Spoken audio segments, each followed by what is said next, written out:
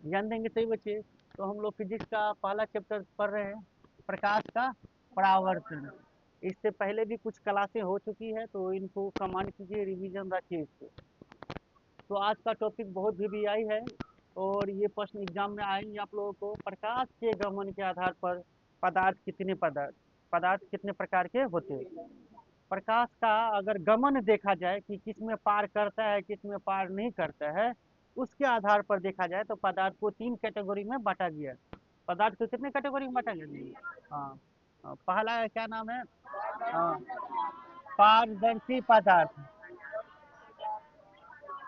हाँ, पारदर्शी पदार्थ को अंग्रेजी में ट्रांसपेरेंट ऑब्जेक्ट कहते हैं। क्या कहते हैं? हाँ, ट्रांसपेरेंट ऑब्जेक्ट। और पारभासी पदार्थ को क्या करते हैं? Translucent object. अपारदर्शी पदार्थ को पढ़ो, क्या पढ़ोगे? ओपेक ऑब्जेक्ट करेंगे। क्या पढ़ेंगे? OPAQUE, ओपेक पढ़ाएगा। क्या पढ़ाएगा? थोड़ा सा नाम, थोड़ा सा जानकारी दे देते हैं। वैसे तो तुम लोग स्पेलिंग याद रखने वाला है नहीं, तुम्हें केवल हिंदी मीडियम के स्टूडेंट हो, हिंदी में जानना है, ठीक है। लेकिन अगर जहन में रह सकती है ये चीजें भी रखिए। तो ये तीन प्रकार के हो गए। प्रकाश के गमन के आधार पर पदार्थ कितने प्रकार के? तीन प्रकार के। पहला का क्या नाम है? पारदर्शी। पारदर्शी पदार्थ। तो इसका डिफिनीशन कैसे दीजिएगा? इनका नाम ही में या इनका सबका डिफिनीशन है, देखिए ना। पारदर्शी, देखिए इसमें नाम में डिफिनीशन है। पारदर्शी मतलब पारदर्शी मतलब हाँ, निकलने वाला। और पदार्थ, तो आगे में पदार्थ जुड़ल है, तो पारदर्शी पदार्थ किसे कहेंगे? तो वैसा पदार्थ जिनसे होकर प्रकाश आसानी से पार कर जाता है। अपारदर्शी नहीं, पारदर्शी पदार्थ। देखिए एक बार हमने समझ लिया है केवल, और हु वहू जो लिखा है वही चीजें दिमाग में आ रही है। वैसा पदार्थ जिनसे होकर प्रकाश आसानी से पार कर जाता है, पारदर्शी पदार्थ कहलाता है। तो ऐसे याद होना चाहिए, एकदम स्लोली स्लोली बोलनी है, एकदम तेज में नहीं बोलनी। माइंड में ये हमको बता रहा है, इशारा भी कर रहा है, क्या कह रहा है। तो वैसा पदार्थ जिनसे होकर प्रकाश आसानी से पार कर जाता है, पारदर्शी पदार्थ कहलाता है। जैसे में किस सब में प्रकाश आसानी से पार कर जाता है? पानी। आप बताइए तो, बाल्टी में अगर पानी भरते हैं चापाकल का, और उसमें कुछ गिरा रहता है तो दिखता रहता है कि नहीं? यानी प्रकाश उसमें जैसे सिक्का गिर जाएगा तो वो दिखता रहेगा कि आराम से ये सिक्का कहाँ है। यानी प्रकाश जा रहा है सिक्का तक, तभी तो ये सिक्का दिख रही है पानी में। यानी पानी में भी प्रकाश पार कर जाती है। अब कांच कैसा होता है? कांच कैसे? तो भाई गाड़ी सब में देखते होगे भाई, जहाँ पे ड्राइवर बैठते हैं उनके कांच लगा रहता है, नहीं लगा रहता है? तो इनको बिल्कुल ही नहीं सामने वाला चीज दिखता है। ऐसा थोड़ी होता है। अरे सब कुछ दिखता है, यानी सब कुछ दिख रहा है, यानी इनके आंखों तक प्रकाश आ रहा है। हाँ, आर पार प्रकाश हो रहा है। तो ये कांच कितना अच्छा, कांच कैसा उदाहरण है? पारदर्शी पदार्थ। ऑब्जेक्टिव में क्वेश्चन आएंगे, अरे हम कि निम्नलिखित में कौन पारदर्शी पदार्थ है, कौन पारभासी पदार्थ है, कौन अपारदर्शी पदार्थ है। ऐसे ऑब्जेक्टिव क्वेश्चन आपको बना सकते हैं। एक बार ये क्वेश्चन ही पूछ लिया कि पारदर्शी, पारभासी और अपारदर्शी पदार्थ के परिभाषा दे, तो तीनों का वैसे ही लिख देनी है। अगर क्वेश्चन बना करके देगा कि प्रकाश के गमन के आधार पर, तो ऐसे लिखनी है। वैसे अगर केवल डिफिनीशन पूछा है तो ऐसे लिख देंगे आपको। ये 3 नंबर का क्वेश्चन है, तीनों 3 नंबर मिल जाएंगे। क्लियर है? क्या बताया पहले मैं? पारदर्शी में क्या होगा? प्रकाश पार कर जाए। इसके उदाहरण कौन सा हो गए? कांच, हवा। भाई हवा है हम लोगों के चारों ओर, हवा है और प्रकाश क्या हो रहा है? आर पार हो रहा है, तभी तो देख पा रहे हो। नहीं तो हवा में प्रकाश नहीं आर पार होता तो देख ही नहीं पाते। तो ये चीज है। तो पारदर्शी में क्या होगा? प्रकाश पार कर जाता है, आसानी से पार कर जाता है। इनको प्रकाश को कोई तकलीफ नहीं होती है आर पार होने में, आसानी से पार कर जाता है। तो इनको क्या बोले हम लोग? पारदर्शी पदार्थ। पारभासी पदार्थ में क्या होगा? ध्यान से देखिए, नाम में थोड़ा सा देखिए, पार तो है यानी पार करेगा, लेकिन भासी, भासी मतलब थोड़ा मोड़ा पार करेगा। प्रकाश का क्या होगा, कुछ ही भाग क्या होगा, पार होने देगा। साइंस में कहते हैं थोड़ा मोड़ा को आंशिक भाग, क्या कहेंगे, आंशिक भाग। वैसा पदार्थ जिनसे होकर प्रकाश क्या हो, कुछ ही भाग, कुछ ही या आंशिक भाग, या इनके जब थोड़ा भी यूज कर सकते हो, थोड़ा प्रकाश को ही जाने देते हैं, उसे हम लोग क्या कहते हैं, पारदर्शी, नहीं पारभासी पदार्थ कहते हैं। वैसे मैं क्या लिखा हूँ, इसमें क्या लिखा हूँ, तो वैसा पदार्थ जिनसे होकर प्रकाश का आंशिक भाग ही पार हो पाता है। प्रकाश का आंशिक भाग, प्रकाश का ही पार होता है, यानी जो प्रकाश पार आता है, पूरा प्रकाश पार नहीं हुआ, थोड़ा मोड़ा प्रकाश पार हुआ, तो इसको हम लोग क्या नाम दिए, पारभासी पदार्थ। हाँ, ऐसा उदाहरण तुम देखो, तेल लगा हुआ कागज, यानी सफेद कागज में तू तेल लगा देना, कोई सा भी तेल, या भाई मट्टी तेल, कोई भी तेल लगा देना, और इससे प्रकाश लाइट गुजारोगे तो हल्का हल्का प्रकाश जाएगा इनको, पूरा पूरा नहीं जाएगा, लेकिन टॉर्च बार करके तुम देख सकते हो, ये प्रैक्टिकल देख सकते हो। तो तेल लगा हुआ कागज जो है, कैसे पदार्थ के उदाहरण है, पारभासी पदार्थ के उदाहरण है, आप याद रखिए ये चीज। ऐसे ही घिसा हुआ कांच, कांच ये, अब घिस दीजिए, जो कांच का उदाहरण हम लोग लिखे थे, गाड़ी में जो सामने में कांच लगा होता है, इसको घस दिया जाए कहीं कहीं पे, घसने का मतलब क्या हुआ, तो इनसे भी प्रकाश हल्का फल्का जाता है, थोड़ा मोड़ा प्रकाश आर पार हो जाता है। तो ये भी घिसा हुआ कांच भी किसके उदाहरण हो गए, बात क्या करते हैं। ऐसे है बैलून का रबर, बैलून का रबर, बैलून जो बर्थडे में तू लोग या फुकना सब लाता है, टीचर डे पर लाता है नहीं, उसको फुलाता है, उससे भी प्रकाश हल्का फल्का क्या हो जाता है, निकल जाता है, पार हो जाता है। तो बैलून का रबर भी क्या हो गया, पारभासी पदार्थ। ऐसे ही रक्त होता है, रक्त, दूध हुआ, घना धुआं, घना धुआं, देखिएगा धुआं लग जाता है सर्दी के दिनों में, तो उनसे भी पूरी पूरी प्रकाश आर पार नहीं होता है। देखिएगा जहाँ पे धुआं लगा रहता है, उस वहाँ पे अंधेरा धुआं टाइप का रहता है, उससे प्रकाश आसानी से पार नहीं होता है, लेकिन थोड़ा मोड़ा प्रकाश पार होता रहता है। तो ये घना धुआं भी, या घना घना कुहा, जो सर्दी के दिनों में नहीं लगता है ध्वनि, ये भी हो जाएगा क्या, पारभासी पदार्थ के उदाहरण। बहुत सारा उदाहरण दिया आपकी किताब में, जो इम्पोर्टेंट था यही सब क्वेश्चन पूछेगा। याद रखिए, तेल लगा हुआ कागज, घिसा हुआ कांच, और बैलून का रबर, ये तीन वो याद रखिए कि ये कैसे पदार्थ के उदाहरण है, पारभासी पदार्थ। लास्ट लास्ट हो गया क्या, अपारदर्शी, नामे में है अ, जिसको पारदर्शी याद है, देखो रटेगा नहीं, पारदर्शी में क्या हुआ, जिनसे होकर प्रकाश आसानी से पार कर जाता है। अपारदर्शी में क्या होगा, प्रकाश आसानी से पार नहीं कर पाते हैं। वैसा पदार्थ जिनसे होकर प्रकाश पार नहीं कर पाते हैं, अपारदर्शी पदार्थ कहलाते हैं, प्रकाश को पार करने ही नहीं देते हैं। ऐसे पदार्थ को हम लोग क्या कहेंगे, हाँ, जैसे हो गया लकड़ी, लोहा, पत्थर, व्हाइट बोर्ड। अब बताइए, व्हाइट बोर्ड ये है, इधर जितना ये सामने में प्रकाश है, क्या इसके पीछे भी प्रकाश इतना ही होगा, नहीं होगा। तो ये तो प्रकाश को रोक रहा है ना, पार नहीं करने दे रहा है ना।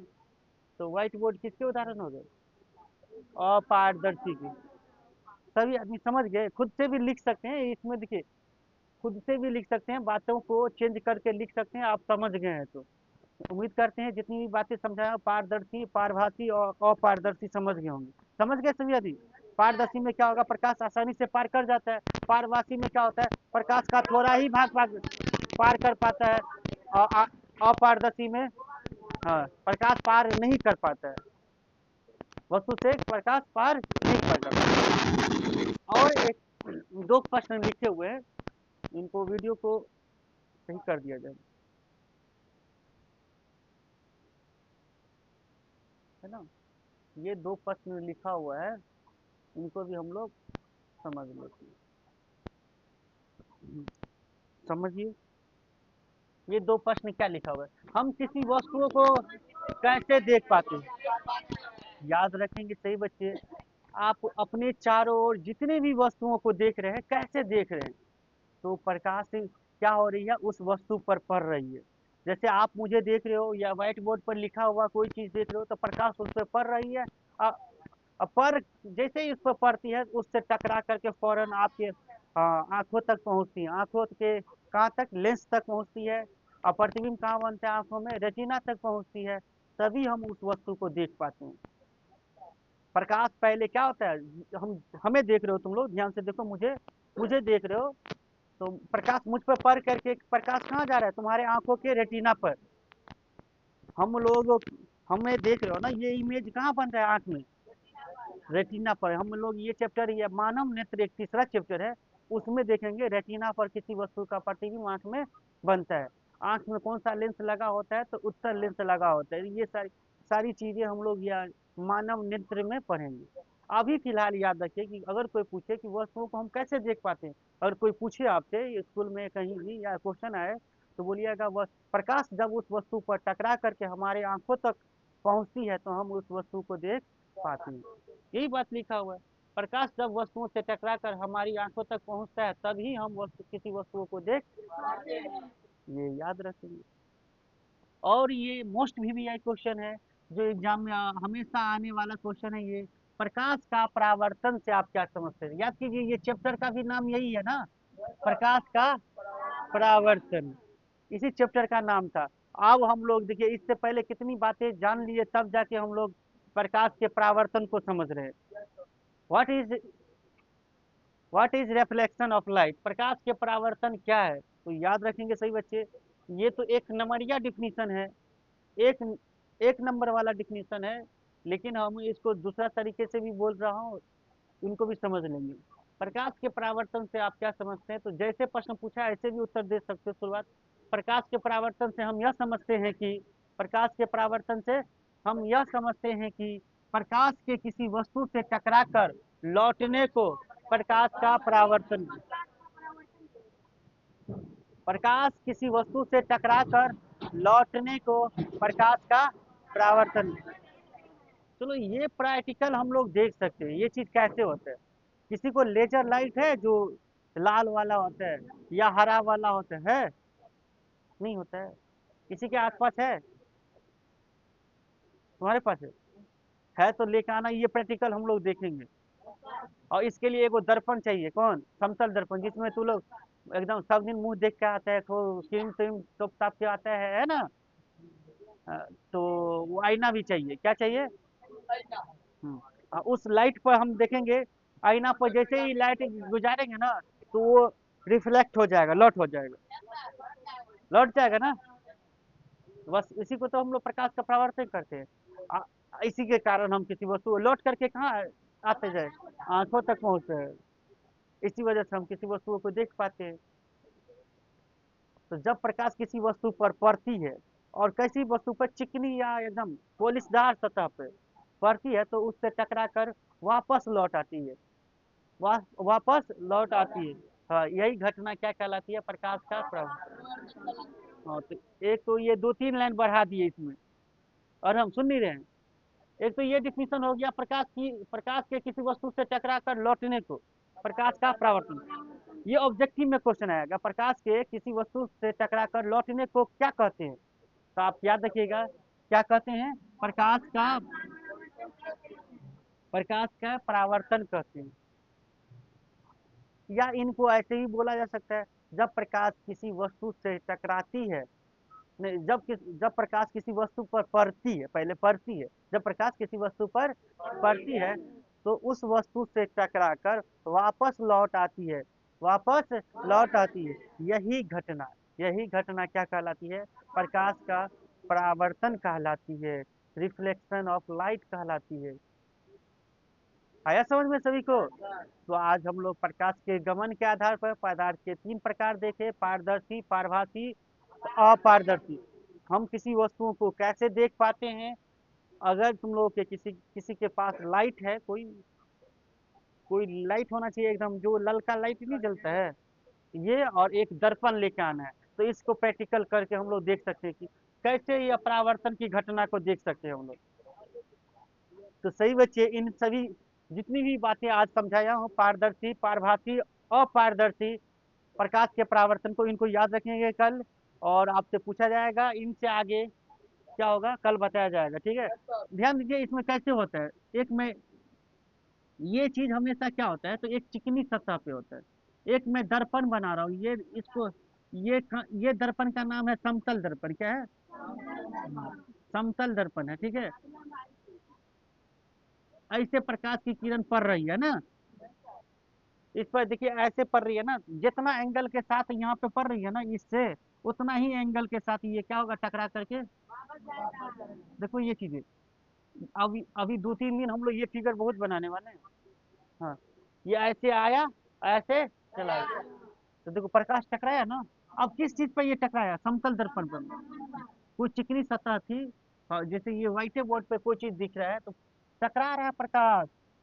हाँ, और जैसे जिस एंगल से प्रकाश आ रहा होगा, किरण उसी एंगल से वापस जा रहा है। तो ये चीज है, ठीक है। हम लोग कल पढ़ेंगे कि जब आने वाली प्रकाश की किरण को क्या कहेंगे, जाने वाले को क्या कहेंगे, इनके बीच में एक एक अभिलंब होता है, इनको क्या कहेंगे। तो बोल ही तो दिए भाई, इनको क्या कहेंगे, अभिलंब कहते हैं। और यहाँ पे ये बिंदु को क्या नाम। हाँ, तो ये पे हम लोग कल चर्चा करेंगे। ये कौन को कौन आई कहते हैं, ये कौन को कौन आर कहते हैं, ठीक है। तो ये फिगर हम लोग कल इन पे चर्चा करने वाले हैं। यही टॉपिक बहुत इंपॉर्टेंट होगी। उम्मीद करते हैं सब बच्चे प्रकाश के परावर्तन को समझे होंगे।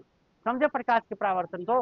प्रकाश का टकरा करके किसी वस्तु से टकरा कर लौटने को क्या कहते हैं, प्रकाश का परावर्तन करेंगे। सही बच्चे याद करके आएंगे ना कल इसको। हाँ,